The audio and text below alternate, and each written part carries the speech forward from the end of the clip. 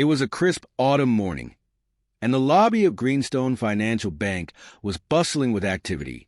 Employees in sleek uniforms moved efficiently behind their desks, while customers, some busy with their thoughts and others scrolling through their phones, waited in line. Among them was Arthur, an elderly gentleman with silver hair and a warm smile that hinted at a life well lived. Arthur was dressed in a simple yet elegant outfit, a neatly pressed blazer, slacks, and a flat cap that had clearly seen years of wear. He walked with measured steps, supported by a polished cane, and carried a leather folder tucked under his arm. The subtle tap of his cane on the tiled floor drew a few glances, though none lingered. As Arthur approached the counter, the bustling energy of the room seemed to shift. Two employees, Claire and Derek, both in their early 30s, shared a glance. Claire's professional facade flickered briefly, and her brow furrowed with subtle annoyance. "How can I help you today?" Claire asked, her tone polite but distant, as Arthur stepped up to her station. "Good morning, young lady." Arthur replied with a gentle smile. "I'd like some assistance with my account, please." Derek, seated at a nearby desk, leaned over and murmured something to Claire, his voice low but audible enough to Arthur. "Another one of those special cases," Derek muttered, barely suppressing a smirk. Claire sighed, her impatience showing. "Do you even have an account with us, sir?" she asked, her words carrying a faint edge of skepticism. Arthur's smile didn't falter. "Yes, ma'am. I've been a client here for over 20 years. Claire raised an eyebrow. 20 years, huh? We'll need to see some ID, she said, motioning toward his folder. Arthur calmly retrieved his identification and handed it over. Claire scrutinized it for a long moment, her expression remaining doubtful. "This account must be pretty old," she remarked. "Are you sure it's still active?" Derek, emboldened by Claire's attitude, chimed in. "We've had a few incidents with outdated accounts and scams," he said, his tone making no effort to hide his assumptions. Arthur's steady demeanor didn't waver, though his voice carried a hint of firmness. "I assure you, my account is in good standing. A simple check in your system will confirm it." Instead of verifying his details, Claire slid the ID back across the counter.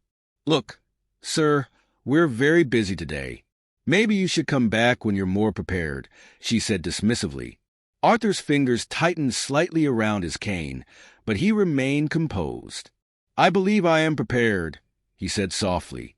"I'd appreciate it if you could take a moment to check." Claire glanced toward a security guard stationed near the door, and with a subtle nod, the guard approached.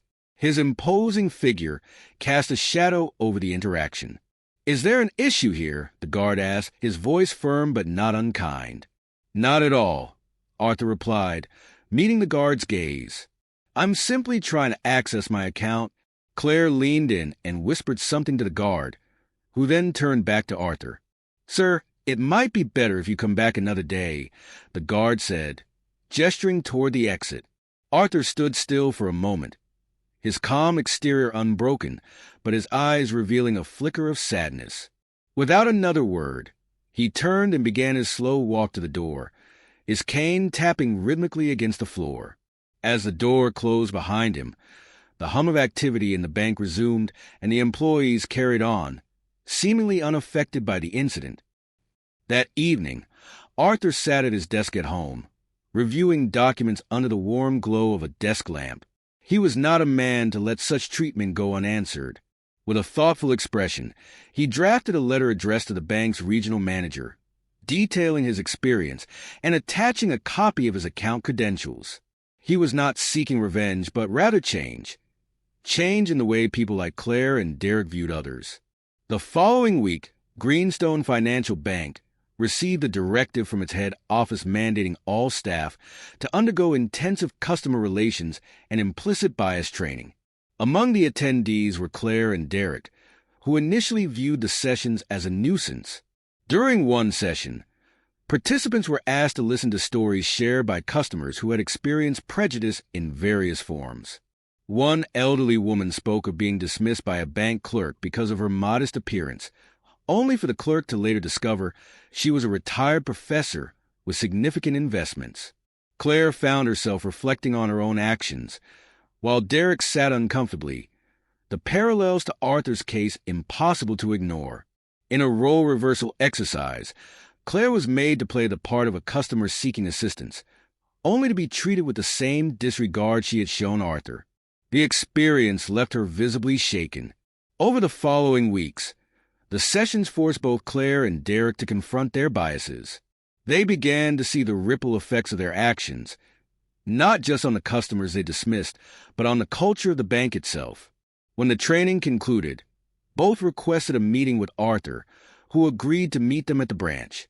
Standing before him, Claire spoke first, her voice trembling. "Mr. Sinclair, we owe you an apology. We were wrong to treat you the way we did, and we're deeply sorry." Derek nodded, his usual confidence replaced by genuine remorse. "We've learned a lot since that day, and we're committed to doing better. Not just for you, but for everyone we serve." Arthur studied them for a moment, then smiled. "Acknowledging your mistakes is a start," he said. "Now show me that you've truly learned from this." Actions speak louder than words. From that day forward, Claire and Derek became advocates for a more inclusive and respectful workplace. The bank implemented new policies and training programs, ensuring that every customer, regardless of their appearance, was treated with dignity. Arthur's quiet strength and unwavering patience had sparked a transformation, not just in two employees, but in an entire institution.